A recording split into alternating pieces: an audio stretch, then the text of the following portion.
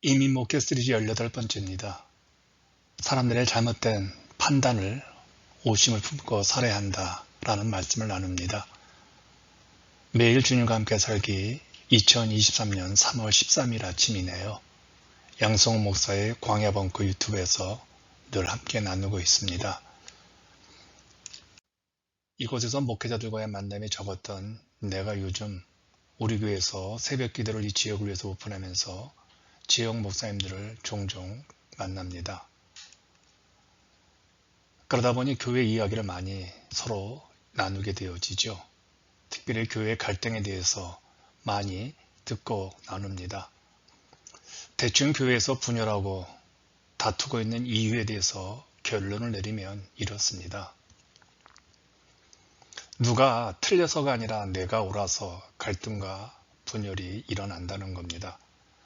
내가 옳다는 것을 어떻게 해서든 증명해내려고 싸우는 것이죠. 자꾸 내 중심에서 심판을 내립니다. 선을 긋지요. 그러다 보면 어느 순간 하나님의 옳음보다 내 옳음이 더 중요해지고 결국은 자존심으로 비화되어서 결론이 갈등이 봉합되지 않습니다. 교회가 힘들고 어려운 상황에 처했을 때 성도들로부터 듣는 비판이었습니다. 우리 교회가 지역에서 욕을 먹고 있기 때문에 또한 목사님에 대한 소문이 안 좋아서 교회가 힘듭니다. 성도들은 심판자처럼 아주 냉혹하게 주관적인 판단으로 이렇게 힘들게 하죠. 그들로부터 나에 대한 이야기를 듣고 있으면 다른 사람에 대해서 듣고 있는 것 같아서 당황할 때가 많습니다. 매우 비인격적이고 합리적이지 못한 목사로서 정치적이고 음모술수의 목사의 모습으로 심한 판결을 내립니다. 우리 목회자 주변에는 이런 심판자들이 많아서 그들의 판결을 받으면서 목회를 하는 것 같습니다. 이런 생각을 해서 했습니다. 정말 내가 왜 욕을 먹을까? 아마도 답은 내가 예수님을 잘못 믿었기 때문일 겁니다. 특별히 마태복음 5장 9절 말씀을 실천 안 하고 믿기 때문이겠죠.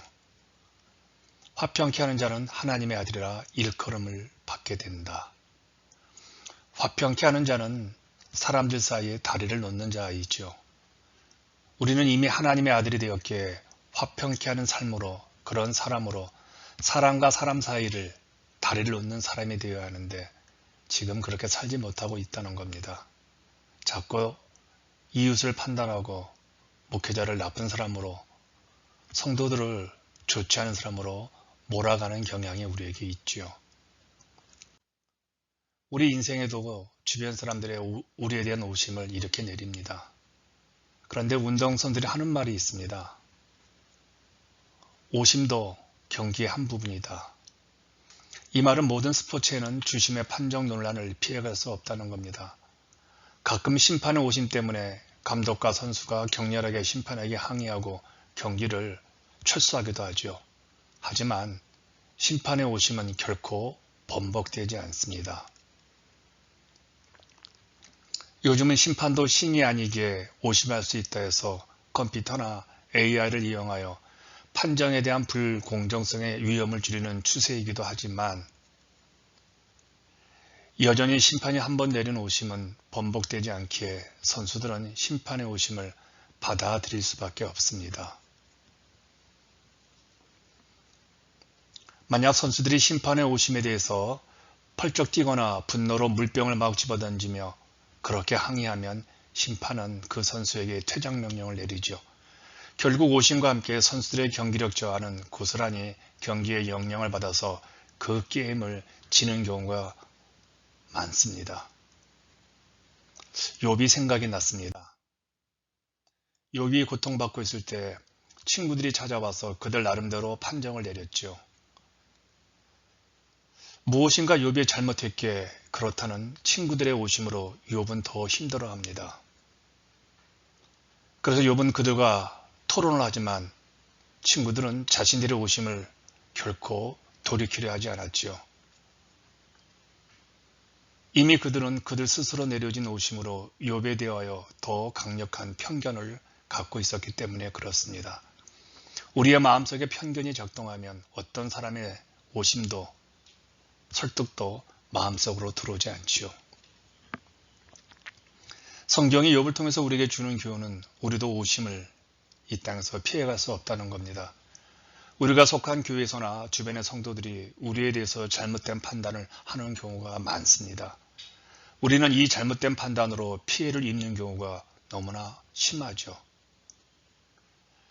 그래서 그 잘못된 오심을 풀기 위해서 만나서 대화를 하면 목사가 자기를 설득하는 것으로 받아들여서 그 오심, 자기가 잘못 내려진 그 판단을 더욱 마음속으로 공고의 결정을 짓습니다. 잘못된 오심을 고치려고 찾아가서 대화를 하면 대부분은 서로 실망으로 끝을 맺습니다. 내 경험으로 오심은 세월이 흘러도 좀처럼 바로 잡히지 않습니다. 나도 어떤 사람들에게 20년째 오심의 영향권 아래서 살아오고 있습니다. 오심으로 낙인 찍힌 목사는 고스란히 그 오심을 끌어안고 살아가야 합니다.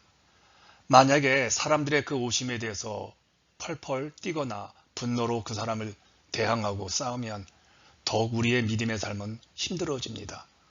사람들이 주관적으로 내려진 오심은 결코 바뀌는 것이 거의 없습니다.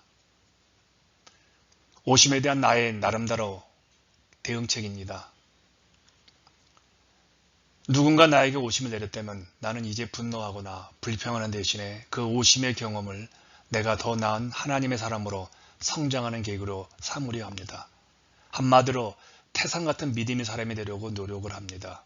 왜 이렇게 신앙적으로 푸느냐 하면 오심을 바로잡으려 애쓰는 것이 전혀 도움이 되지 않기 때문에 그래요. 사람들은 심판자의 판단으로 내려진 그 오심을 통해서 자신이 심판자라는, 자신이 옳은 사람이라는 그런 경향을 즐기는 그런 마음이 있기 때문에 그렇습니다. 그래요. 우리가 예수님을 그리스도로 믿는다면 사람들의 잘못된 판단에 기초한 오심에 대해서 바로잡기보다 자신에게 닥친 그 시련을 믿음으로 잘 통과할 수 있도록 하나님의 은혜를 구해야 합니다. 사람들의 나에 대한 오심에도 불구하고 하나님은 우리가 승리자가 되게 하실 것을 우리는 믿어야 합니다. 그리고 기도로 이 오심의 문제가 풀리길 기도해야 합니다. 모든 것을 아시고 공평하게 판단하시는 하나님이 나를 선하게 인도해 주실 것을 기대하면서 말입니다. 이제 사람들의 오심으로 인하여 받은 고통과 상실의 세월을 버티느냐 또 보내느냐, 그러느라 텅 비어버린 내 영혼의 보이고를 더 나은 하나님의 은혜로 채우는 시간으로 만들어야 합니다. 오심으로 상처를 준 그들을 용서와 사랑으로 더해야 합니다. 주님을 믿는다는 것은 내가 입은 그 용서와 사랑을 다른 사람, 특별히 나에 대한 잘못된 판단으로 나를 힘겹게 세월을 살게 한 그들에게도 적용하면서 살아야 합니다. 이것이 제가 이민 목회에서 배운 또 나의 영적 배움이었습니다.